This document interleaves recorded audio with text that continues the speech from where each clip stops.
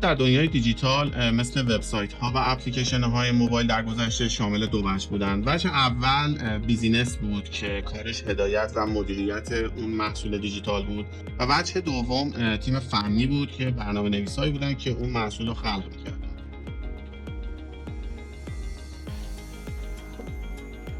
ولی مشکل بزرگی که وجود داشت این بود که کاربر با هیچ کدوم این دو تعامل نداشت. قسمت اصلی که کاربر با اون در ارتباط بود رابط کاربری اون محصول دیجیتال.